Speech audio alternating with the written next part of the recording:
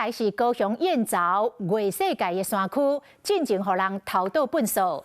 昨高雄市环保局阁接到通报，讲田寮嘛出现着粪扫山。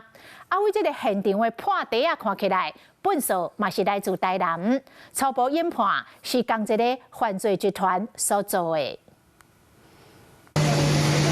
钓哥啊，将粪扫夹起来到大货车顶，那大型的机具，佮出动真济警力。过来，环保局的清洁人员在特搜队的协助下，累入去边坡清理粪扫。这是高雄田寮区的高速一线道，就刚好很深啊。边坡的粪扫已经变了，再去等咧进行收尾，复原环境。山区红头道粪扫。 当地区连员谈讲，根本就掠无人。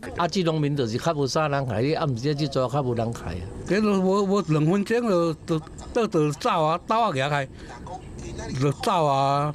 你要哪掠到？昨高雄市环保局接到通报，田寮区佮出现粪扫，遂派人到现场调查这批粪扫的来源。经过破袋检查，发现产源是台南的垃圾。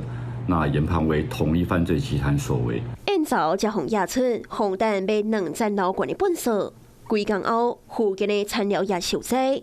当地区长讲，粪扫量超是燕巢的1/5。那边因为那边可能倒满了，或是说已经被发现了，他可能再继续来这边。那我们很快在第一时间就把它发现，然后就把它处理掉。两个燕巢的粪扫山，甲这个田寮红头道粪扫的所在，离超5公里。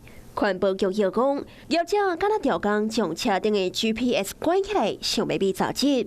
针对这2件案件，交通地检署发动搜索，到台南甲高雄搜索3间公司，也有1间地行躯体过来的被告。其中生所的被告涉犯废弃物清理法、甲组织犯罪条例等等的罪嫌，已经互裁定羁押禁见，目前也继续扩大侦办。 Hello， 我是蒋欣梅。想要抢先掌握最及时的新闻资讯吗？赶快订阅、按赞、开启小铃铛，锁定华视新闻 YouTube 频道。